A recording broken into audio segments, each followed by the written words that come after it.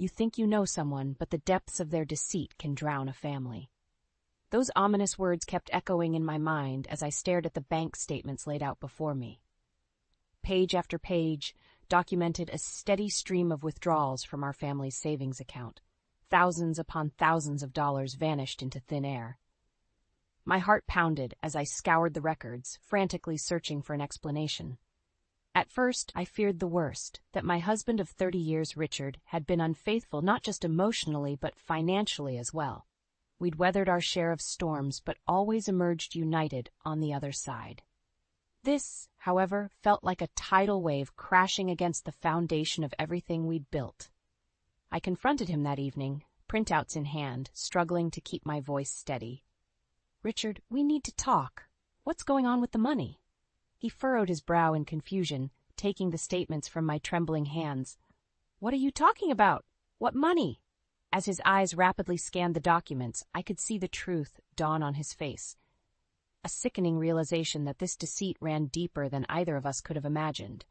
We were the victims of an inside job. Richard slammed his fist on the table. "That lying little weasel! It was Brant, I'm sure of it." Brant, my own son, the one I'd nurtured from a helpless infant to a grown man of 28. It couldn't be. Could it? He wouldn't. I started, but the words caught in my throat. Of course he would. He'd been blindly devoted to his wife Cora ever since they'd met 3 years ago. If anyone could manipulate him into betraying his own family, it was that conniving viper. Richard's jaw clenched. "I'm calling him, right now." "No, wait." I grabbed his arm, my mind racing. If we confront him directly, he'll just deny everything. We need proof first. As painful as it was to admit, my own flesh and blood had potentially been turned against me. But I refused to let this devastate our family without a fight. Over the next few days, I meticulously combed through every statement, receipt, and online record.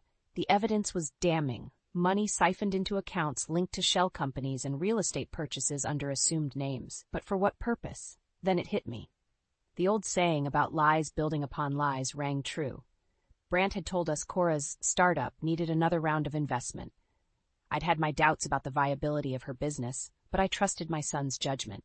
How could I have been so blind? With a few keystrokes, I uncovered a horrifying truth.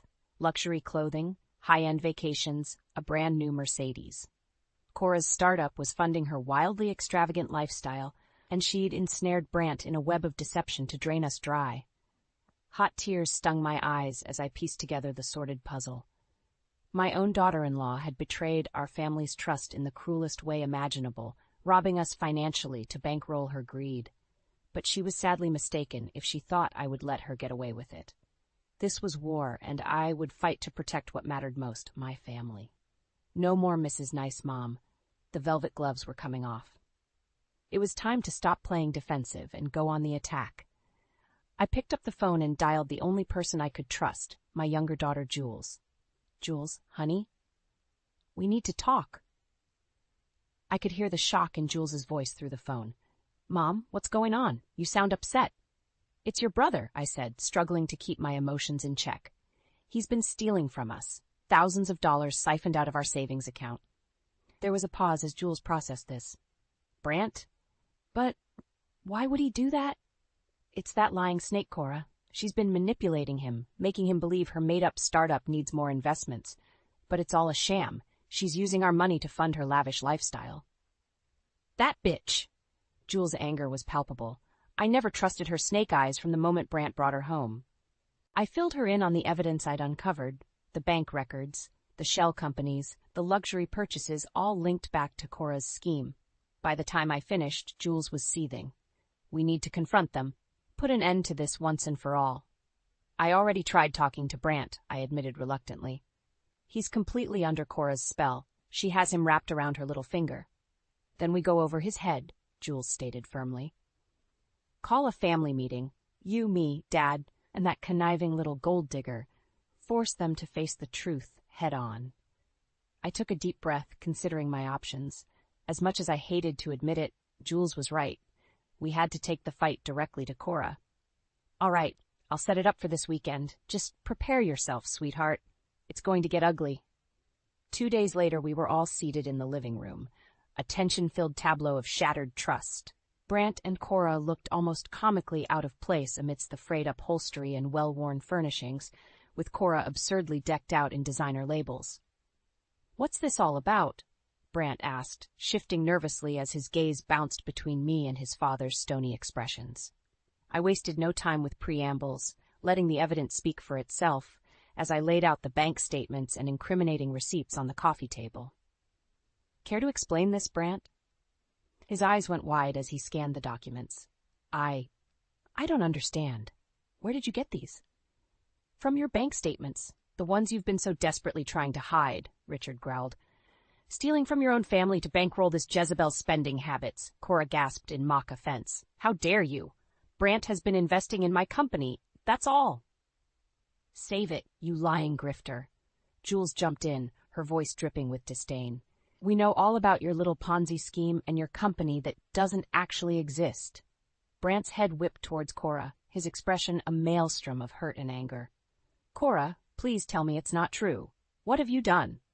For a moment, I actually felt a pang of sympathy for the woman as the mask slipped, revealing her true ugly nature. A cruel, calculating smirk twisted her lips. "Of course it's true, you naive fool," she hissed at my son. "Did you really think a man with such modest means could satisfy me? This was the only way to maintain the lifestyle I deserve." My heart broke for Brant as the crushing realization hit him. The woman he loved was nothing more than a remorseless con artist. He opened his mouth, but no words came out, only a choked sound of anguish. "Get out." The words burst from me like venom. "Get out of my house and stay away from my family. You're a despicable, selfish monster, Cora, and you're never going to leech off us again." If looks could kill, her venomous glare would have struck me dead on the spot. But I didn't flinch, locking eyes with the vile creature who had shattered my son's heart and betrayed our family's trust.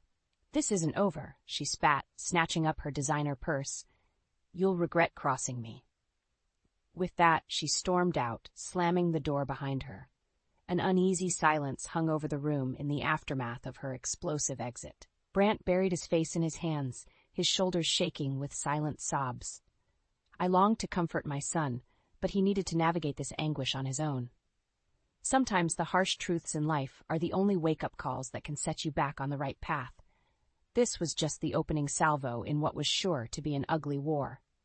But I took solace in one certainty. Cora's reign of deception over my family had finally been broken. Now it was time to make her pay. In the days following Cora's explosive exit, an uneasy calm settled over the house. Brant had locked himself away, emerging only for brief meals before retreating to his bedroom sanctuary of solitude and shame. I ached to comfort him, but my husband warned me to give him space. "He needs to work through this himself," Richard said gruffly. "Coddling him will only enable his weakness." As much as it pained me, I knew Richard was right. Tough love was the only antidote to Cora's poisonous manipulation. So I focused my energies elsewhere, gathering ammunition for the inevitable war that Viper had promised. I spent hours hunched over the computer, stitching together the insidious trail of Cora's tangled web. Fake business plans, forged investment prospectuses, backdated contracts, all designed to dupe my poor son into draining our assets to fund her rapacious greed. My fingers trembled with rage as I compiled the evidence, but I refused to let anger cloud my judgment. This had to be an airtight case. Jules proved to be an invaluable ally, using her social media skills to plumb the depths of Cora's sullied past. It turned out my son's wife had a well-traveled trail of ruined lives scattered across multiple states and ex-husbands. "This one's a real piece of work," Jules reported grimly, forwarding me a fresh dossier on Cora's sordid history, from fraud convictions to whispers of corporate espionage. "She's not just a gold digger, Mom. She's a full-on professional con artist." The more I uncovered about this vile succubus, the more my protective fury burned like an inferno. How dare this hecatomb of human debris inflict such devastation on my family? On my son? There would be a reckoning, make no mistake. One afternoon, lost in my efforts to trace a series of shell company transactions, the doorbell rang. I frowned, not expecting anyone, and peered through the viewfinder to see a stunning brunette standing on the porch. I opened the door a crack. "Yes, can I help you? Mrs. Harmon?" The woman smiled, her teeth dazzling. "I'm Trina, Cora's younger sister. I was hoping we could talk. I stared at her blankly for a moment, then scoffed. I want nothing to do with anyone from that family of vipers. Trina held up her hands pleadingly. Please, just give me a minute. I had no idea what Cora was up to, but I want to make things right. Something in her eyes suggested sincerity, so against my better judgment, I stepped back and let her enter. As I led her to the living room, she was already talking a mile a minute. I always knew Cora was troubled, but I never imagined she could stoop this low. When she told me what happened, I was horrified. Betraying her own husband's family like that? It's unforgivable. Trina whirled on me, her features contorted with remorse. Mrs. Harmon, you have to believe me. If I'd known about her scheme, I would have stopped her myself. Cora and we didn't exactly have the most stable upbringing, but that's no excuse for her behavior. I regarded her warily. Then why are you here? It's a little late for apologies, don't you think? Trina took a deep breath. Because I want to help make this right. Cora has burned me too many times with her lies and manipulations. It's time she finally faced real consequences for her actions. She reached into her purse and withdrew a slim manila folder, handing it to me. In here are copies of records from her last 3 marriages, proof of the financial deception, documents she tried to have sealed as part of those divorce settlements. I'm hoping it can help your case against her. I opened the folder, scanning the pages with a mixture of disgust and grim satisfaction. This was exactly the kind of damning evidence I needed. Why give this to me? I asked, eyeing her suspiciously. What's in it for you? Trina shrugged. Let's just say Cora took enough from me growing up. I want to make sure she can't do that to anyone else ever again. I considered her offer carefully. While I was loath to trust anyone from Cora's poisonous extended family, I couldn't deny that these were the cold, hard facts we needed to bury that vile charlatan for good. And if this Trina was willing to betray her own flesh and blood in the name of justice, well, perhaps we had an unlikely ally in our battle. All right, I said at last, holding her gaze. I'll take whatever you've got on that monster. It's time we put an end to Cora's reign of terror once and for all. The die was cast. The war had begun in earnest. With Trina's damning evidence providing new ammunition, I felt a steadier sense of resolve. For too long, Cora had held all the cards through her web of lies and deception. But now, finally, the veil was lifting to reveal her true monstrosity. Of course, I had no illusions that this battle would be easily won. That conniving viper had already made it abundantly clear she wouldn't go down without an ugly fight. I braced myself for further retaliation as I waited for the next explosive grenade to be lobbed into our lives. It came sooner than expected in the form of my daughter Jules, who burst through the front door looking equal parts distraught and furious. "Mom, you're not going to believe this," she said through gritted teeth, thrusting her phone into my hands. There on the screen was unmistakable evidence of Cora in a very compromising situation, draped across some faceless man's lap in a shadowy bar, their bodies intertwined in a way that left no doubt as to their intimacy. My stomach turned as I studied the incriminating photos. So this was how the treacherous snake chose to sink her fangs into my family once more, by attacking us from the inside. Did she truly have no limit to her depravity? "Where did you get these?" I asked quietly, already suspecting the answer. "From that worm Brant," Jules spat, her voice crackling with fury. "He sent them to Aiden first, blubbering about Cora being unfaithful and wanting to take her to court, like he's the injured party here." I sighed heavily. Of course. My poor blinded son still couldn't see the bigger picture through the haze of his ruined dreams. "He has no idea, does he?" I murmured. "That she's just twisting the knife yet again by trying to make him feel like the victim." Jules scoffed bitterly. "You mean like she's been doing this whole time, stringing him along as her pathetic puppet while she bleeds us dry to fuel her selfish desires?" "I should have seen this coming," I admitted, shaking my head slowly. "Cora is far too much of a narcissist to simply slink away after being exposed. She has to maintain control of the story at any cost." "Well, it's not going to work this time." Jules's eyes burned with determination. "We have all the evidence we need to bury that toxic leech once and for all, and we have an inside man working on our side now." I raised an eyebrow at that. "You've spoken to Aiden?" A small smile played across my daughter's lips, the first I'd seen in weeks. He's already pulling some legal favors, gathering ammunition for when we finally take that witch to court. Her twisted little scheme doesn't have a prayer once he's through. My heart swelled with a mixture of pride and relief. Thank heavens Jules had chosen a good, ethical man like Aiden to share her life with. His integrity and legal contacts would prove to be indispensable weapons. Good. We're going to need all the help we can get, sweetheart, because this war is about to escalate in ways we can't even imagine. Those words proved prophetic just days later when a certified letter arrived, a bombshell summons from Cora's attorneys. She was petitioning for divorce from Brant on the grounds of emotional anguish and infidelity. Her legal team was already painting her as the victim to disguise her own despicable transgressions. I could only imagine the fictitious horrors that vile succubus had concocted to vilify my son in the court's eyes. I burned with outrage at the injustice of it all.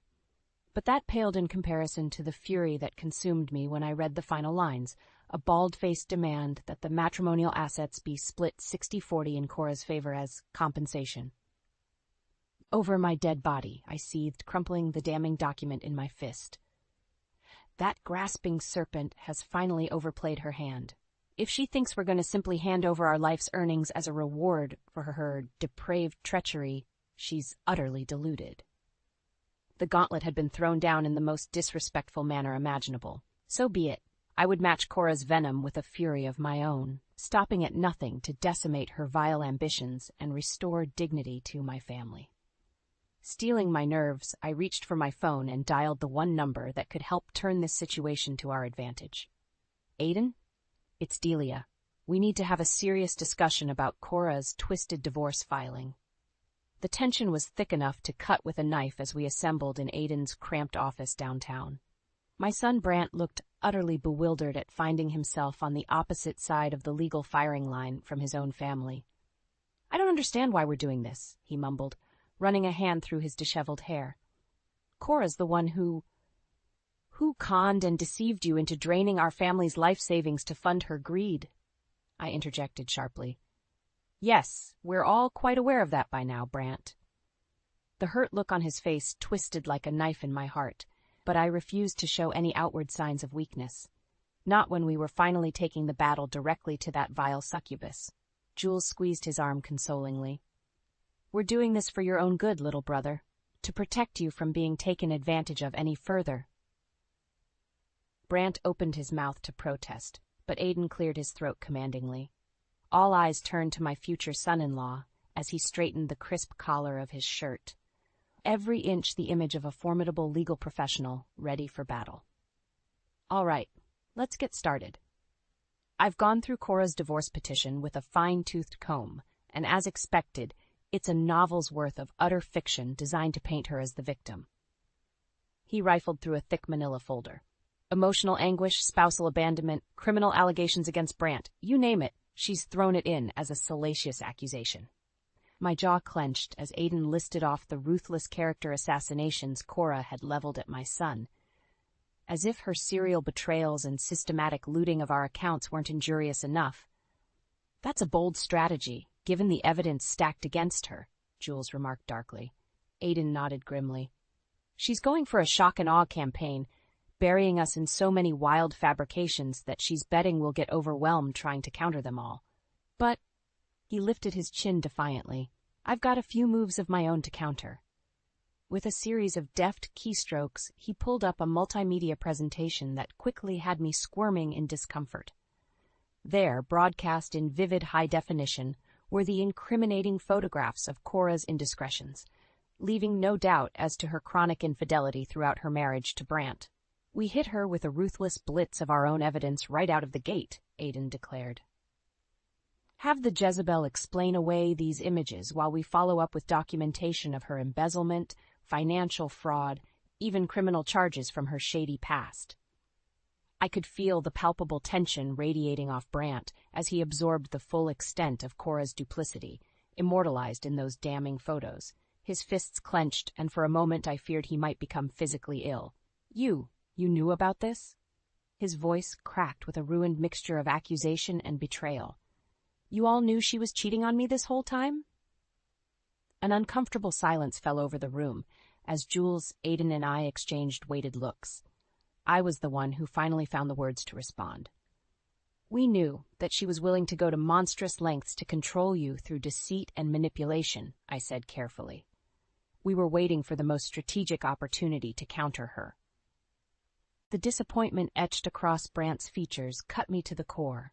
As a mother, I had failed in so many ways to protect him from this devastation, but there would be time later to rebuild our fractured family. First, we had to slay the demon responsible for this misery. I'm so sorry, son, I murmured, placing a hand on his arm. But I promise you, Cora's reign of terror over this family ends today. We're going to make her pay for every last crooked scheme and underhanded betrayal. Brant regarded me hollowly for a long moment before giving a small, resolute nod. The fight had finally burned away his naive illusions.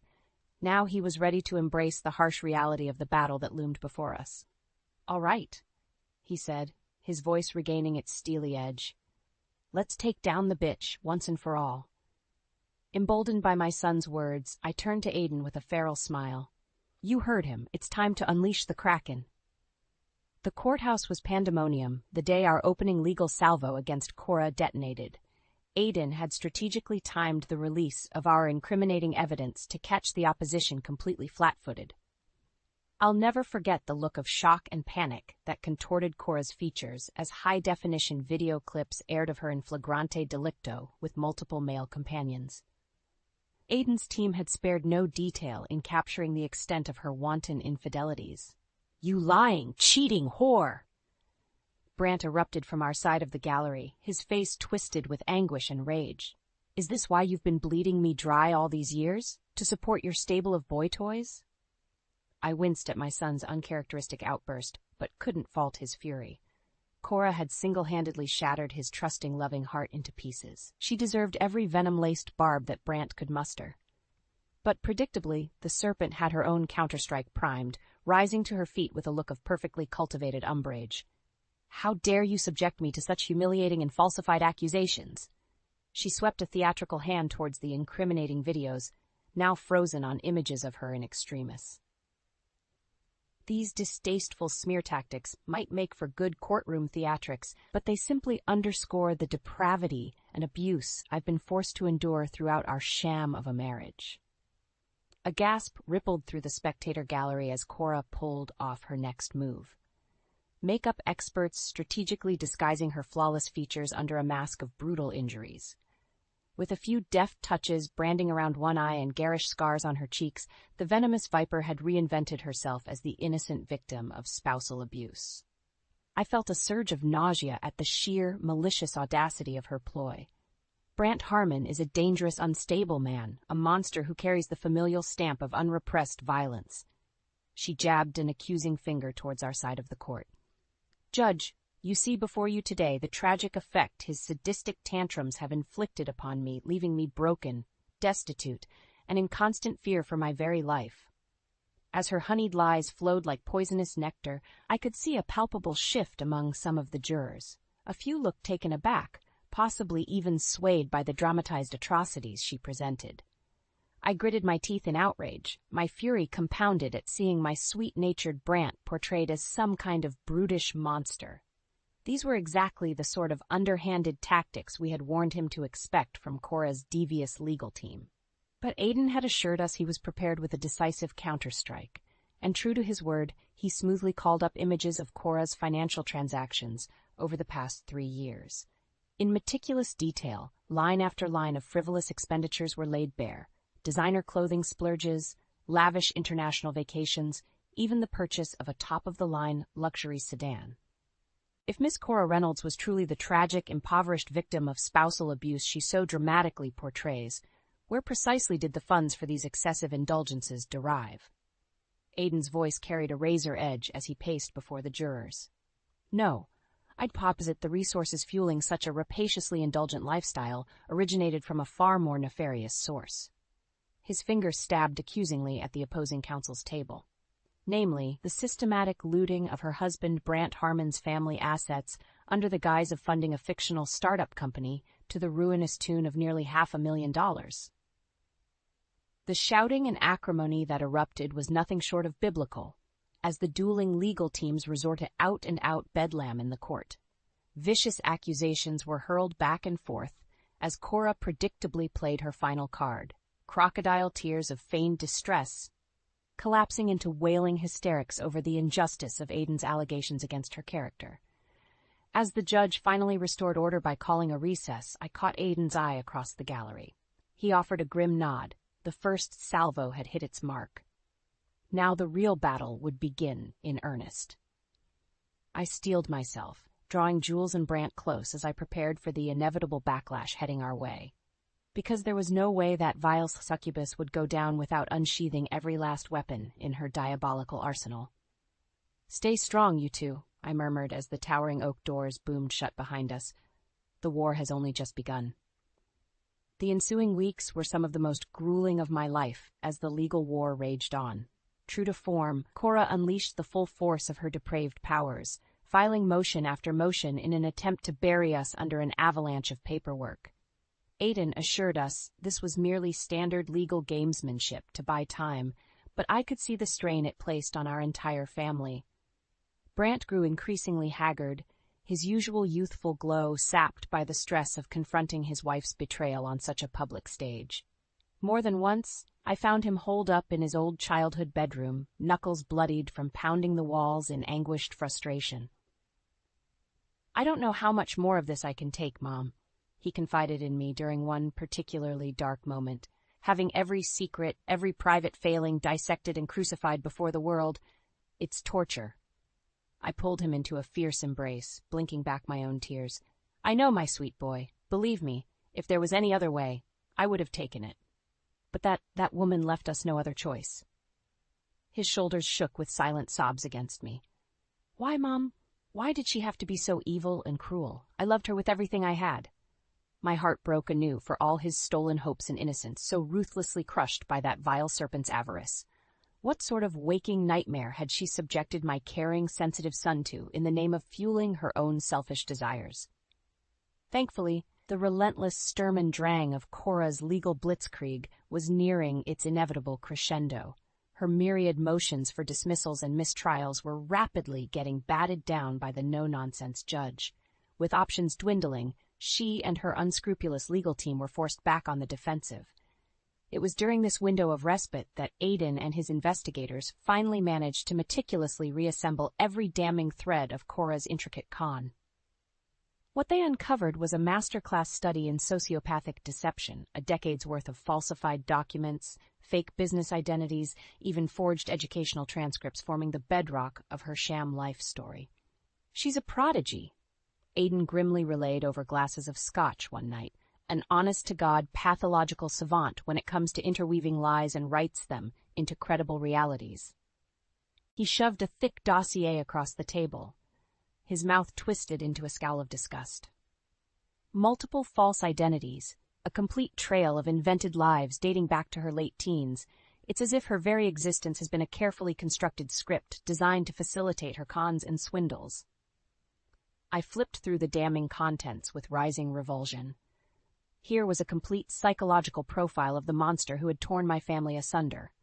A narcissistic, Machiavellian parasite capable of calculations depravity, all in pursuit of self-gratification. No guilt, no remorse, no core of human decency to be found. "My God," I whispered, closing the file as if it burned me. "She really is nothing more than a vile sociopath." In the end, it was the sheer, incontrovertible weight of the evidence that proved to be Cora's undoing. Her house of lies, so meticulously constructed over decades of malicious cunning, came crashing down in spectacular fashion over the span of just a few short days. I'll never forget the triumphant night the jury's verdict was read. Guilty on all counts of fraud, embezzlement, criminal conspiracy. The litany of felonies washed over me in a tidal wave of vindication. Brant watched in stupefied silence as his wife was led away in shackles, still protesting her innocence with that same mask of deluded self-entitlement. Jules and I locked eyes over the celebratory chaos, exchanging looks of grim satisfaction. At long last, justice had been served, both for our family's financial devastation and the emotional turmoil inflicted by that vicious, soulless succubus. In the coming days, the restitution orders began raining down like a final penance for Cora's depravities. In addition to multi-year prison sentences for her litany of crimes, she was compelled to forfeit every last ill-gotten asset to the plaintiffs she had so ruthlessly victimized. Properties, bank accounts, that ostentatious Mercedes she so loved to flaunt. All of it clawed back from the talons of her greed to be redistributed among the families she had bled dry over her decades of con artistry. For our family, it was a potentially transformative reversal from the financial devastation Cora had wrought, though the emotional wounds would take far longer to heal. As I watched the federal marshals hauling off truckload after truckload of Cora's seized belongings, I felt an uncharacteristic pang of pity for the sociopathic scourge.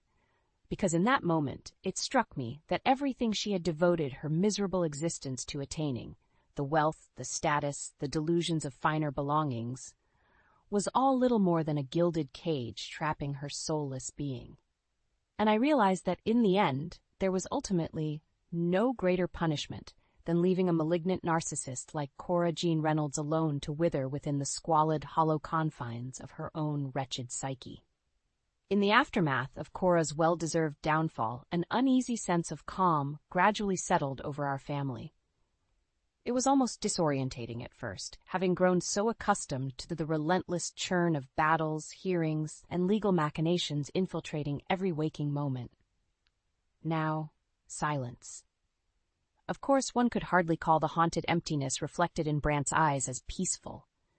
My poor son had been so utterly shattered by the monstrosity of Cora's deceptions that some days he could barely summon the energy to get out of bed. I knew the road to recovery would be long and arduous for him. Having the unconditional loving trust in another human being so brutally eviscerated leaves psychic scars that fester for a lifetime. Brant was likely carrying trauma that would take years of counseling to fully unpack and process, but I also knew that with time and the support of his family, he would eventually find his way back from the nightmare that vile succubus had dragged him through. My son's kind, gentle spirit may have been battered, but it could never be extinguished permanently. Not while I still drew breath to nurture its renewal. The first real glimmer of light came a few months after the final restitution orders were handed down against Cora. Jules and Aiden had finally set a wedding date, and the impending celebration of new beginnings seemed to rekindle a tiny spark of life behind Brant's deadened eyes. "You'll stand up there with me that day, right, little brother?" Jules had asked him over Sunday breakfast one morning, squeezing his hand affectionately. "Be one of Aiden's groomsmen?" For a long, horrible moment, I didn't think Brant had even registered her words. Then finally, he looked up and managed the faintest of smiles, a barely perceptible nod. Yeah, of course, I'd be honored." In that simple exchange, a major turning point had been reached. New horizons of healing lay ahead. As the months marched on towards Jules and Aiden's big day, other signs of renewal sprouted among the wreckage Cora had left behind. Legal disbursements finally began granting our family access to the seized assets, liquidating properties, investments, and recouping that $500,000 she had so insidiously pilfered from our accounts. The restitution wouldn't make us wealthy by any means, but it did provide a solid bedrock of financial security upon which we could start building anew. Ever pragmatic, I opted to take a portion of the recouped funds to pay off the mortgage on our family home. This little sanctuary that Cora had so ruthlessly sought to strip away would now be ours free and clear in perpetuity. I wanted to ensure my children and any grandchildren to come would always have a solid foundation and sense of belonging in this world. The real revelation, and the first genuine smile I'd seen from my son in ages, came when Aiden presented him with the marshal's final disposition manifest on Cora's seized assets. "I figure this last remaining property title is rightfully yours, man," he said, sliding the document towards Brant. "Fair compensation for the psychological torture she put you through." I watched in surprise as Brant's eyes lit up, his fingers trembling slightly as they traced over the title. "You're giving me her Mercedes?" he asked in a hushed tone. "Seriously?" Aiden clapped him on the shoulder with a conspiratorial wink. "Let's just consider it the first step towards you leaving that poison behind and reclaiming your future, buddy. After so many months of darkness, The sight of my son's face radiating with that unbridled spark of youthful enthusiasm was enough to finally crumble the walls around my own heart. I excused myself from the room to weep tears of catharsis, muttering silent praises of gratitude that we had survived Cora's malice intact. The biggest healing milestone was yet to come on Jules and Aiden's wedding day. A beautiful late summer affair under a canopy of old-growth trees, the whole family gathered to rejoice in new bonds of love being forged. I beamed with pride watching my son walk the aisle as a member of the bridal party, his jaw set with determination, his eyes clear and focused on the future. As the newly wedded couple shared their first dance amidst a shower of rose petals, I slipped an arm around Brant's shoulders. He startled at first, then relaxed into my embrace with a contented sigh. "I'm so proud of you for making it through the darkness, my sweet boy," I murmured. "Our family is whole again, and nothing will ever tear us asunder like that again." Brant was silent for a long moment, his gaze transfixed on the radiant young couple before us. Finally, he found the words, simple, but filled with newfound conviction. "I know, Mom, and I swear on my life, I'll never let us be destroyed by evil and lies again either." As the opening notes of the couple's first dance struck up, I smiled and gave my son's hand a reassuring squeeze. After so many storms had threatened to break us, the rainbow of redemption shone brilliantly on our path ahead, a trails paved with forgiveness, newfound strength, and the eternal, unbreakable bonds of family.